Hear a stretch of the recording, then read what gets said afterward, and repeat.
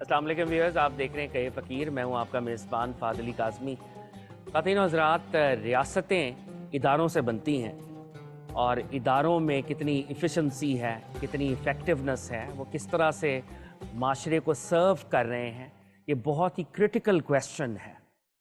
خواتین و حضرات، آج ہمارے ساتھ ایڈمنسٹریٹو سائنسز کے کچھ سٹوڈنٹس ہیں اور ہمیشہ کی طرح ہمیں جوائن کرتے ہیں سرفراز احمد شاہ صاحب۔ شاہ صاحب کی موجودگی میں ہم ایڈمنسٹریشن ریلیٹڈ میٹرز کو آج تھوڑی سی ڈسکشن کریں گے۔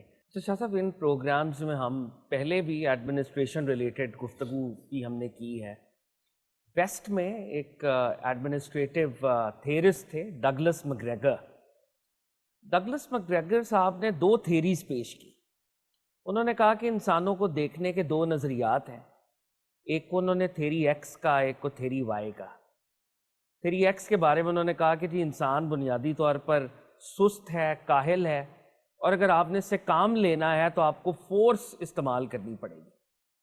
تھیری وائی کے ذریعے انہوں نے کہا کہ جی انسان بنیادی طور پر سست کاہل نہیں ہے، بلکہ اگر اس کو سپروائز کیا جائے، اس کو اچھا انوائرمنٹ دیا جائے، موٹیویٹ دیا جائے تو یہ کام کرتا ہے۔ میرے ذہن میں یہ سوال آ رہا تھا شاہ صاحب کہ اگر ہم اسلام کو تھیری ایکس یا تھیری وائی کے تناظر میں دیکھیں تو اسلام تھیری وائی کو پپورٹ کرے گا یا تھیری ایکس کی جانب جائے گا؟ اب ظاہر ہے کہ وہ ڈگلس صاحب بہت پڑھے لکھے آدمی تھے، دانشور تھے۔ جی باوجود ان پڑھ ہونے کے، باوجود موٹی عقل کا مالک ہونے کے، شاید میں ان دونوں تھیوری سے ایگری نہ کر پاؤں۔ غالباً یہ دونوں ہی چیزیں ان جنرل اپلیکیبل نہیں ہیں۔ You can't make a sweeping statement کہ انسان کاہل ہے، سست ہے اور اس کو ڈنڈا چاہیے ہے تو کیپ گوئنگ، اور وائی تھیوری کے مطابق کہ انسان بالکل کاہل نہیں ہے۔ شاید is jumping from one extreme to the other. دونوں باتیں اس کو ہم جنرلائز نہیں کر پائیں گے ایسے۔ اسلام کو میں اس لیے نہیں کہہ رہا کہ میں مسلمان ہوں، اس کا پروفیشنل ویو لے کے بات کر رہا ہوں۔ جی یہ جو دین فطرت کہلاتا ہے، یہ بلا وجہ نہیں ہے۔ انسان کی فطرت میں ہے کہ وہ کیرٹ اینڈ سٹک مانگتا ہے بیک وقت، ایک ہی وقت میں اس کو کیرٹ اینڈ سٹک چاہیے، یعنی ریوارڈ اور پنشمنٹ ساتھ ساتھ۔ بیک وقت چاہیے، اور اس میں کیرٹ پہلے ہے، کیرٹ کو پریفر کریں گے ریوارڈ کو، انسینٹیو کو۔ وہ پہلے ہے۔ اگر اس کیرٹ، اس بیٹ کو نہیں لیتا انسان، پھر سٹک یوز ہوتی ہے۔ قرآن پاک کو آپ دیکھیے، قرآن پاک کیا کہتا ہے؟ قرآن پاک میں انعامات کا ذکر پہلے ہے کہ اگر میرے احکامات پر عمل کرو گے تو تمہیں نوازا جائے گا۔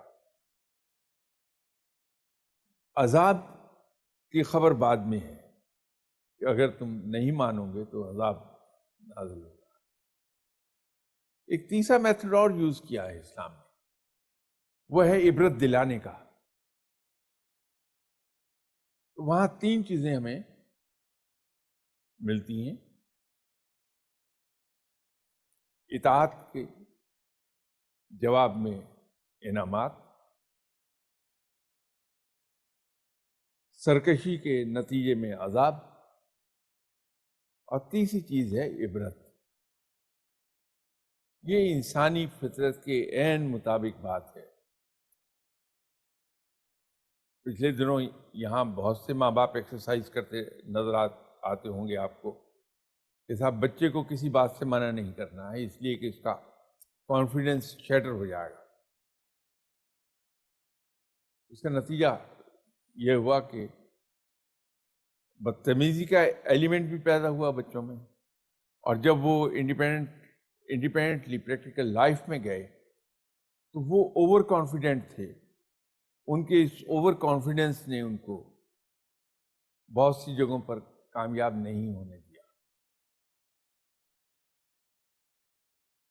ایک بڑی تعداد پاکستانی ماں باپ کی وہ ہے جو جبر میں بلیو کرتے ہیں.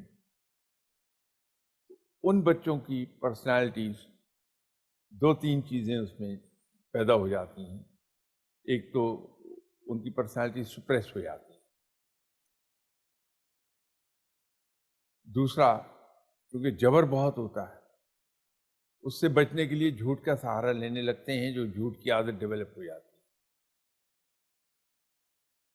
تیسری چیز یہ ہے کہ ماں باپ کی بیک پر وہ تمام دل کی حسرتیں پوری کر لیتے ہیں جو وہ کرنا چاہتے ہیں. اس لیے کہ بچہ تو چاہتا ہے کہ اس کو وقت ملے گا. لیکن وہ ماں باپ جو ایک بیلنس قائم رکھے ہوئے ہیں, سرزنش بھی ہے, ریوارڈز بھی ہیں.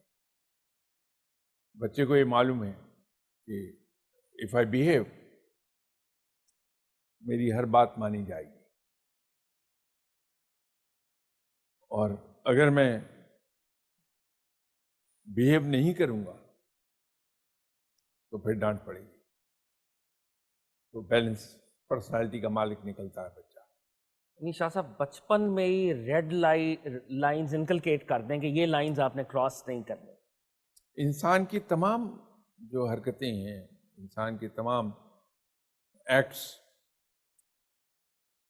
آپ انہیں اینالائز کیجئے تو پتہ یہ چلتا ہے کہ 70 سال کی عمر میں بھی جو کچھ ہم کر رہے ہیں اس کے ڈانڈے ملتے ہیں ہمارے بچپن کے ساتھ.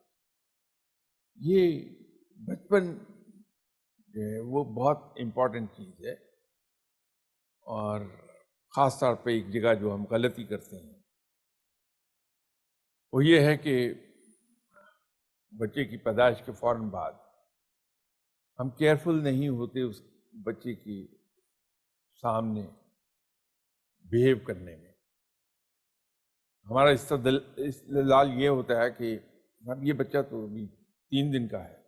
نو, وہ دیکھ رہا ہے اور دماغ میں رجسٹر کر رہا ہے. صرف ایک بات ہے کہ وہ ایکسپریس نہیں کر سکتا اپنے آپ کو, لیکن رجسٹر سب کچھ کرتا ہے. اور اس کی جو پرسنالٹی کی بنیادیں ہیں وہ بچے کے پہلے سانس کے ساتھ ہی رکھی جانے لگتی ہیں.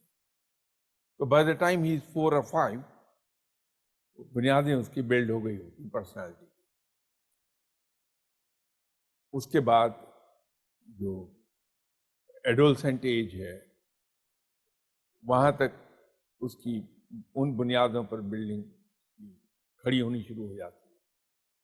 اور ایڈولسنٹ ایج کے بعد جو وقت آتا ہے وہ اس مکان کی, اس کی پرسنالٹی کی بلڈنگ کی کھڑکیاں, دروازے, اور البتہ اس کے رنگ روگن اور فرنیشنگ وہ ساری عمر ہوتی رہتی ہے ان انوائرمنٹ کے زیر اثر جہاں وہ زندگی گزار رہا ہوتا ہے.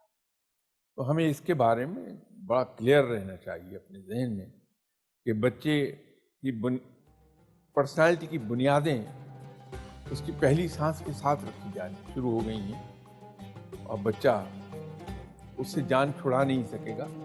بچپن کی تربیت اور یہ جو 3 ایلیمنٹس آپ دے رہے ہیں, الاؤ می ٹو سے کہ یہ بھی ایک مسلم ایڈمنسٹریٹو تھیوری کے ایلیمنٹس بن سکتے ہیں کہ آپ کو انسینٹیوائز کرنا ہے, آپ کو پنشمنٹ کا خوف بھی رکھنا ہے, اور یاد دہانی کرانی ہے کہ پچھلی قوموں کے ساتھ کیا ہوا تھا اگر تم یہ کام نہیں کرو گے, یعنی عبرت بھی دلانی ہے. تو یہ 3 ایلیمنٹس شاہ صاحب بن جائیں گے مسلم ایڈمنسٹریٹو تھیوری کے. شاہ صاحب آپ کی اجازت سے ایک سوال اور شامل کرتے ہیں. جی السلام علیکم. وعلیکم السلام. I am Irfan Shafiq and I have a question for Shah Sahab. As Mr. Host mentioned earlier, having such a great legacy in regarding administration and managing people in our history, why couldn't we perform well in practically, and what are the key factors which insist us to not and practically do fail in such fields and regarding all this work? Kindly answer this. ہمارے یہاں ایک چیز ہم استعمال کرتے ہیں, آپ بھی کر رہے ہوں گے, جس کو ہم کہتے ہیں بجٹنگ اینڈ فورکاسٹنگ.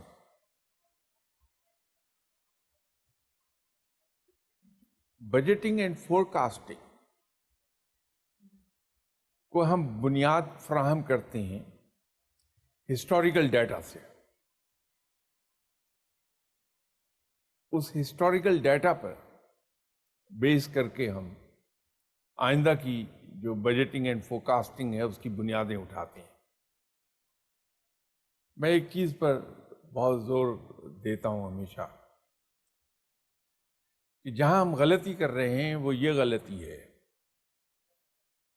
کہ ہم اپنی ہسٹری کو پڑھتے ہیں واہ واہ کرنے کے لیے, سبحان اللہ, ماشاء اللہ کہنے کے لیے. اس کو اگر ہم تھوڑا سا پروفیشنل یہ ایگزامن کر لیں کہ ایسی کیا چیز تھی جس نے ہمارے اسلاف کو اتنا کامیاب کر دیا,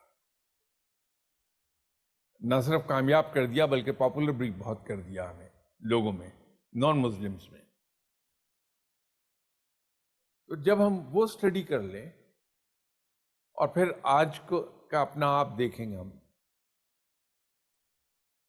تو وہ جو بنیادی ایک نقطہ ہے جس کو آپ پوچھ رہے ہیں وہ نکل آتا ہے, اور وہ یہ ہے کہ ہمارے یہاں باتیں ہیں, عمل نہیں ہے. وہاں باتیں نہیں تھیں, وہاں عمل موجود تھا.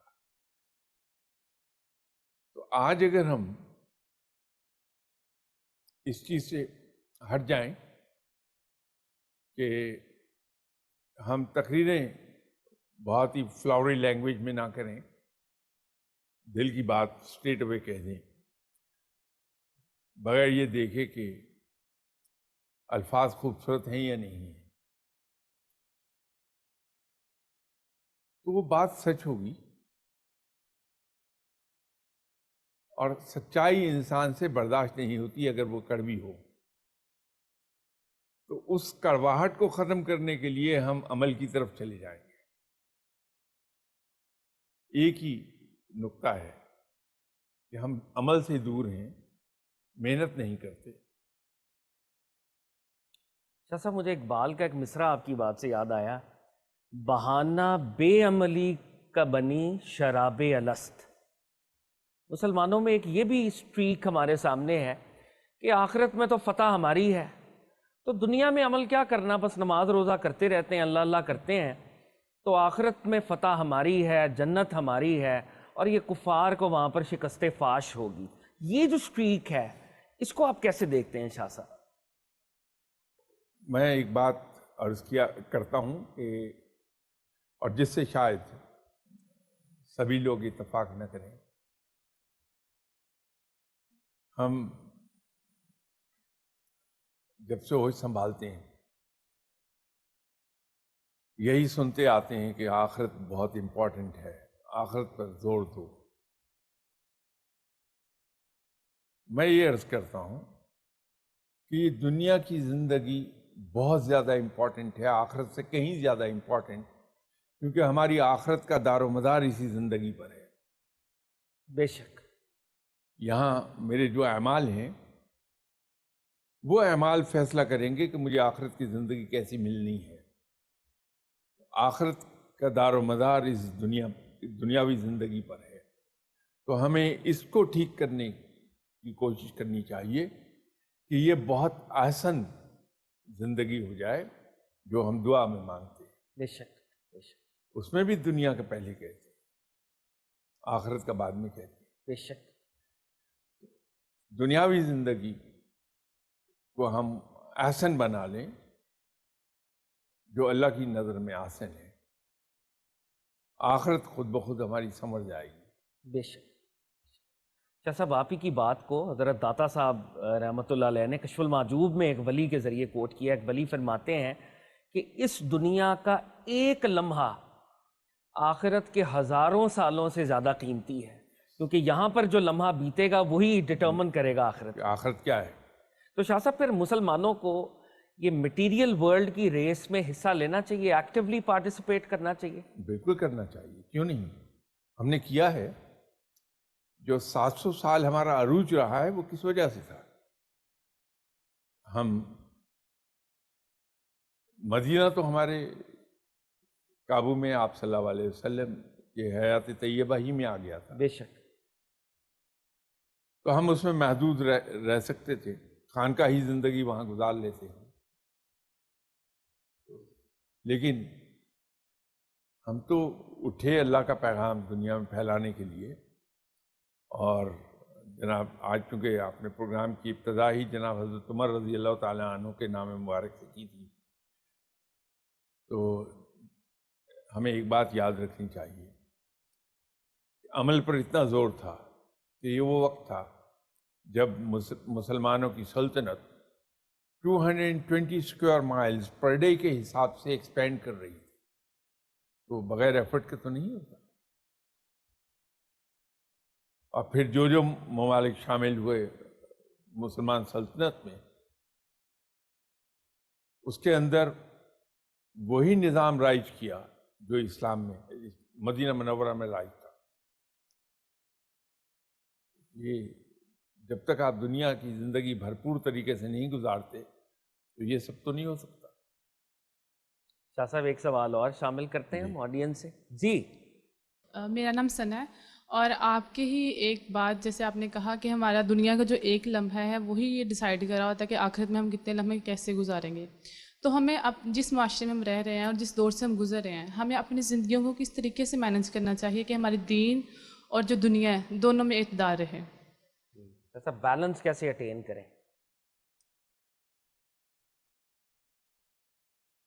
بیلنس اٹین ہو جاتا ہے، لیکن اس کے لیے ضروری یہ ہے کہ اسلام کی صحیح تصویر ہمارے ذہن میں ہو۔ مسئلہ جو آ رہا ہے اس وقت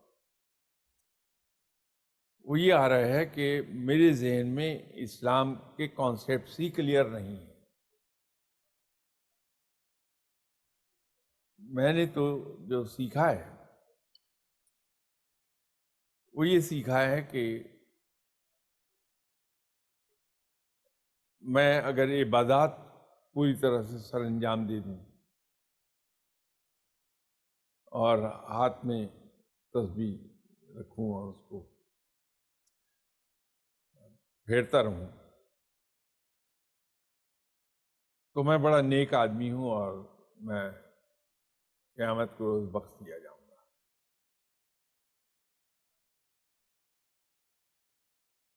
جبکہ اصل میں یہ جو اسلام میں ریچولز ہیں یہ مجھے میری دنیاوی زندگی، یا آسان لفظوں میں یوں کہہ لیجئے کہ دوسرے لوگوں کے ساتھ جو میرا انٹریکشن ہے اس انٹریکشن کو تابع کرتی ہے اسلام کی۔ ٹریننگ ہے میری جو ریچولز کے ذریعے سے ہو رہی ہے۔ میں رب کا شکر تو ادا کرتا ہوں، رب کی عبادت کرتا ہوں اس لیے کہ میرا رب لائق عبادت ہے۔ اس میں قطعاً یہ لالچ نہیں ہے کہ اس سے مجھے جنت مل جائے گی، یا یہ خوف نہیں ہے کہ رب تعالیٰ مجھے جہنم میں ڈال دے گا، یا یہ سوچ نہیں ہے کہ میرے دنیاوی کام ہونے شروع ہو جائیں گے اگر میں اللہ کی عبادت کروں گا۔ وہاں صرف ایک خیال ہے کہ میں رب کی عبادت اس لیے کر رہا ہوں کہ میرا رب لائق عبادت ہے۔ وہ کر تو میں عبادت اس لیے رہا ہوں، لیکن اصل میں یہ چیز میری پوری پرسنالٹی کو چینج کیے جا رہی ہے، اور جب میں بلیک مارکیٹنگ کرنے لگوں گا تو مجھے حدیث یاد آ جائے گی۔ جب میں ذخیرہ اندوزی کرنے لگوں گا تو مجھے حدیث یاد آ جائے گی کہ آپ صلی اللہ علیہ وسلم نے کیا فرمایا ہے۔ جب میں پروفیٹیرنگ کی طرف جاتا ہوں، ناجائز پروفیٹیرنگ، تو مجھے خوف آتا ہے۔ جب میں اپنے وقتی مزے کے لیے کسی کی غیبت کرتا ہوں دوستوں میں بیٹھ کے، تو غیبت سے میری زبان کو روک لیتی ہے ایک بات کہ میرے رب نے منع کیا ہے، سو آن سو فورتھ، اب گنتے جائیے۔ تو یہ جب کانسیپٹ میرا کلیئر ہو جائے گا کہ اسلام صرف ریچولز کا نام نہیں ہے، اسلام تو باقاعدہ ایک پورے اسلوب کا نام ہے، جس اسلوب کے تحت مجھے زندگی گزارنی ہے۔ سو کے اٹھنے سے میں رب کو یاد کرنا شروع کرتا ہوں کہ دعا پڑھتا ہوں، سارا دن میری جتنی حرکات ہیں وہ گورن ہوتی ہیں اللہ کے احکامات سے، حدیث سے، آپ صلی اللہ علیہ وسلم کی سنت سے، صحابہ اکرام کے افعال سے۔ سوتے وقت تک کہ سوتے وقت بھی میں دعا پڑھوں گا۔ یہ کانسیپٹ کلیئر ہو جائے میرا کہ میں دو حصوں میں تقسیم نہیں کر سکتا اسلام کو، کہ ایک ریچولز ہیں اور دوسری میری دنیاوی زندگی، تو یہ چیز ٹھیک ہو جائے گی جو سوال کیا جائے۔ سب ایک سوال آپ ہی کی بات سے جو میرے ذہن میں آ رہا ہے، یہ جو تقسیم ہوئی ہے پھر کہ دنیا علیحدہ ہے، دین علیحدہ ہے، اس کے روٹس ہمیں کہاں سے ملتے ہیں؟ جبکہ اسلام تو ایک ہولسٹک کوڈ تھا، ٹوٹل کوڈ تھا فار یور روٹین۔ تو یہ کب سے مسلمانوں نے یہ سوچا کہ دین صرف نماز روزے کا نام ہے، حج کا نام ہے، ریچولز کا نام ہے، باقی معاملات ہم سیکولر انداز میں اپنے لاز بنا کر چلاتے رہتے ہیں؟ یہ ڈویژن کب سے آئی شاہ صاحب؟ میرا خیال ہے اس کی ابتدا شاید یوں ہوئی ہوگی، صرف خیال ہے میرا، کہ ہم ہندو معاشرے میں رہتے تھے اور ان کے ساتھ ایک مسابقت کا جذبہ تھا ہمارا، وہ آج بھی ہے۔ تو ہمارے علماء نے زور دینا اس پر شروع کیا کہ مسلمان ہندو سے علیحدہ نظر آئے، تو وہ ریچولز پر زور دینے لگے کہ یہ چیز ہمیں نمایاں کرتی ہے دوسرے مذاہب کے لوگوں سے۔ تو کہیں ابتدا یوں ہوئی ہوگی اس کی، جو کہ چلتے چلتے پھر ایک پیٹرن سیٹ ہو گیا کہ مسجد کے منبر سے ہم نے ریچولز کی بات کرنی ہے۔ اب جیسے ہم اپنے بچوں کو رب سے ڈراتے بہت ہیں، حالانکہ رب کے قریب جو لوگ جانے کی کوشش کر رہے ہوتے ہیں، اگر آپ ان سے پوچھیں تو وہ یہ کہتے ہیں کہ یہ ٹھیک ہے کہ قہار و جبار بھی ہے رب، لیکن ہم نے اسے اتنا مہربان پایا ہے کہ ہم یہ سوچ ہی نہیں سکتے کہ رب سزا بھی دے گا۔ سبحان اللہ، سبحان اللہ۔ وہ رب کو اتنا مہربان اور اتنا پیار کرنے والا پاتے ہیں، تو بچوں کو ہم جو ڈراتے ہیں تو رب سے وہ ایسا لگتا ہے، اگرچہ ہم ایسا کہتے نہیں ہیں، لیکن it virtually amounts to the same, کہ رب تو اس انتظار میں بیٹھا ہے کہ کوئی آدمی میرے ہتھے چڑھے میں اسے جہنم میں ڈالوں گا۔ ایسا بالکل نہیں ہے، رب تو بہت ہی مہربان ہے۔ سبحان، بے شک۔ تو انسان کبھی سوچ بھی نہیں سکتا کہ میرا رب مجھے سزا دے دے گا، جتنا مہربان اس کو دیکھتا ہے، ایسا مہربان ہے وہ جو کانسیپٹس ہم خراب کرتے ہیں۔ مسجد کا منبر اصل میں سورس ہے اس بات کا کہ یا تو ہم مسلمان کے ذہن میں یہ بات کلیئر کر دیں گے کہ عبادات بہت ضروری ہیں کیونکہ وہ حقوق اللہ ہے،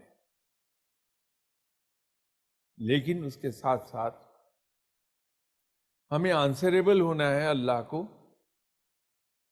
اپنی پوری زندگی کے لیے کہ وہ ہم نے کیسے گزاری. تو اگر تو وہ اللہ کے احکامات کے مطابق زندگی گزری ہے تو پھر تو بخشش آسان ہے, اسٹریٹ وے اس کا فیصلہ ہو جائے گا آپ کے حق میں. ورنہ جواب دینا پڑے گا. شاہ صاحب یہ جو آپ رول آف ماسک اور پلپٹ یعنی ممبر و محراب کا جو رول ہے, پرافٹ صلی اللہ علیہ وآلہ وسلم کا اگر ہم دور دیکھیں تو مسجد عبادت گاہ بھی تھی, مسجد ایک کلچرل سینٹر بھی تھا, مسجد ایک تھنک ٹینک بھی تھا, وہاں پہ مشاورت بھی ہوتی تھی. ہم نے مسجد کی انسٹیٹیوشن میں بھی اتنی کنٹامینیشن کی ہے کہ صرف ہم نماز پڑھنے جاتے ہیں لیکن اس کا جو کلچرل ایسپیکٹ تھا, اس کا جو تھنک ٹینک والا ایسپیکٹ تھا, اس میں جو گفتگو, مکالمہ, ڈائیلاگ تھا, وہ بہت پیچھے چلا گیا ہے. تو مسجد اور ممبر اور محراب کا ریوائول پھر کیسے ہوگا پروفیٹک لائٹ میں صلی اللہ علیہ وآلہ وسلم؟ ہوگا یہ کہ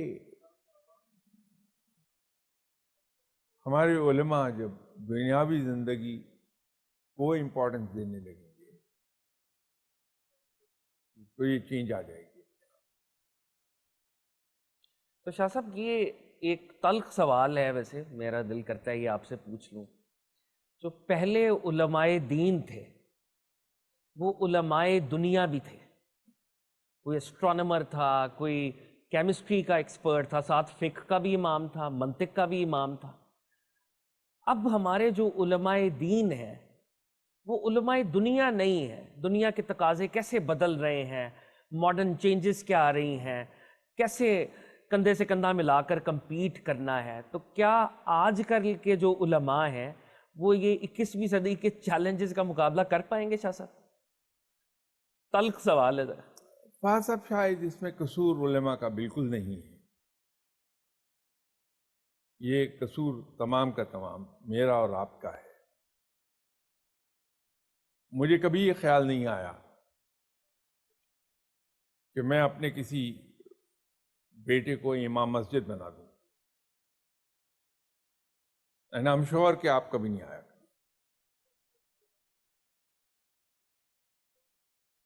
ہوتا کیا ہے کہ میرا بیٹا نہیں پڑھ پا رہا اسکول میں, اس پہ سختی کرتا ہوں, نہیں سیدھا ہوا, اٹھایا اور اٹھا کے اسے میں نے کسی موٹر مکینک کے یہاں بھرتی کرا دیا. اب وہ ایک ورک شاپ میں چھوٹا ہے, وہ وہاں نہیں چل پایا تو اس کو میں نے بائسیکل کی دکان پہ جا کے ڈال دیا. وہ وہاں بھی نہیں چل پایا تو میں نے اٹھا کے اس کو مدرسے میں داخل کرا دیا. اب وہ جب اس پوزیشن پہ خود بیٹھ گیا بیٹا میرا, جہاں وہ دوسرے اسٹوڈنٹس کو پڑھائے گا, تو کیا پروڈکٹ تیار کرے گا؟ وہ فالٹ میرا نہیں ہے, میرا ہے, علماء کا نہیں ہے. میں اپنے ایک بریلینٹ بچے کو, جس میں تمام تر پوٹینشیل موجود ہے کہ وہ ایک اچھا سائنٹسٹ بن سکتا ہے, ایک اچھا انجینئر بن سکتا ہے, ایک اچھا ڈاکٹر بن سکتا ہے, تو میں یہ کیوں نہیں سوچتا کہ اتنا بریلینٹ بچہ اگر امام مسجد ہو جائے گا تو وہاں جو ممبر پر بیٹھ کے یہ کنٹریبیوٹ کرے گا ٹورڈز اسلام, وہ انویلیویبل ہوگا. تو میں اس بچے کو اٹھا کے امام مسجد بنا دوں. آپ ان مساجد میں جائیے, میں چند ایک مسجدوں کو جانتا ہوں لاہور میں, میں کینٹونمنٹ میں رہتا ہوں, وہاں ایک مسجد ہے, اس کے امام مسجد جس آفس کی باؤنڈری وال میں وہ مسجد ہے, اسی میں ایک سینئر آفیسرز تھے, تو ریٹائر ہونے کے بعد آج کل وہ امام مسجد فرائض سر انجام دے رہے ہیں. آپ وہاں بیٹھیے اور ان کی جمعے کی تقاریر سنیے. نماز پڑھانے کا تو طریقہ ایک ہی ہے جو اسلام میں ہے، بے شک. لیکن اس کے اندر بڑا وہ اس حدیث کو سامنے رکھتے ہیں کہ مختصر قرأت کیجیے، ہو سکتا ہے کہ آپ کی ابتدا میں کوئی بیمار، کوئی ضعیف آدمی نماز پڑھ رہا ہو، اس کے لیے اتنی دیر کھڑا ہونا ممکن نہ ہو. وہ باقاعدہ ان تمام چیزوں کو ملحوظ خاطر رکھتے ہیں. یہ فرق اور کئی جگہوں پر آپ کو مل جائے گا. وہ ہم بلا وجہ میں علماء کو بلیم کرتے ہیں، ان کا قطعی طور پہ کوئی قصور نہیں ہے. قصور میرا اور آپ کا ہے، یعنی ایک سسٹم کا قصور ہے، سسٹمک. ہماری اپنی سوچ کا ہے. شاہ صاحب پروگرام ورنہ آپ کو پتہ ہے کہ مولوی جو ہے یہ کس قدر ویلیویبل سروس رینڈر کر رہے ہیں. انسان کو حیرت ہوتی، کبھی آپ اس اینگل سے سوچ لیجئے. بے شک، کوئی شک نہیں. آپ کسی بھی مولوی صاحب کو پیراشوٹ کے ذریعے سے کسی ویرانے میں پہاڑ کی چوٹی پہ اتار دیں، وہ وہاں بھی عین وقت پہ اٹھیں گے. انہیں معلوم ہے دور دور تک 100 میل تک کوئی دوسرا انسان نہیں ہے، تب بھی وہ وقت پر اذان دیں گے، وقت پہ نماز پڑھیں گے. یہ میں اور آپ نہیں کر سکتے. بے شک، بے شک. ہم تو یہ راستے ڈھونڈتے ہیں کہ صاحب ظہر کا ٹائم اتنے بجے شروع ہو کے لاہور میں آج کل 11:53 سے شروع ہو جائے گا اور 4 بجے تک، تو میں کسی وقت پڑھ لوں گا. مولوی صاحب نہیں کرتے یہ کام. بڑی خدمت ہے. بے شک. شاہ صاحب پروگرام اپنے اختتام کی جانب بڑھ رہا ہے. آپ سے گفتگو ہوتی ہے اور وقت کا یقینی طور پہ پتہ نہیں چلتا. جیسے شاہ صاحب نے فرمایا، اور بہت ہی امپورٹنٹ بات شاہ صاحب نے کی، ہمیں اپنے بچوں کو دین کا عالم بنانا ہوگا. یہ سوچ بیدار کرنی ہوگی کہ ہمارا بریلینٹ بچہ دین کی خدمت کے لیے وقف ہو. اور اگر ہم اپنے بچے کو ہارورڈ، آکسفورڈ، کیمبرج بھیجنا چاہتے ہیں تو ایسے بھی ہمارے بچے ہوں جو مدینہ یونیورسٹی جائیں، جو مکہ کی یونیورسٹی میں پڑھیں، جو جامعۃ الازہر جائیں اور دین کی خدمت کر سکیں. علامہ اقبال کے کچھ اشعار مجھے یاد آتے ہیں، اور ان اشعار کے ساتھ ہم اپنے پروگرام کا باضابطہ طور پر اختتام کرتے ہیں. اقبال نے کہا تھا، مکتبوں میں کہیں رانائی افکار بھی ہے، خانقاہوں میں کہیں لذت اسرار بھی ہے. بڑھ کے خیبر سے ہے یہ مارکائے دین و وطن، کیا کوئی اس دور میں حیدر کرار بھی ہے. خواتین و حضرات، کہے فقیر اس پروگرام کا وقت ختم ہوا چاہتا ہے. اپنے میزبان فہد علی کاظمی کو اجازت دیجیے. اگلے ویک اسی چینل اسی وقت آپ سے دوبارہ ملاقات ہوگی. کیپ واچنگ کہے فقیر.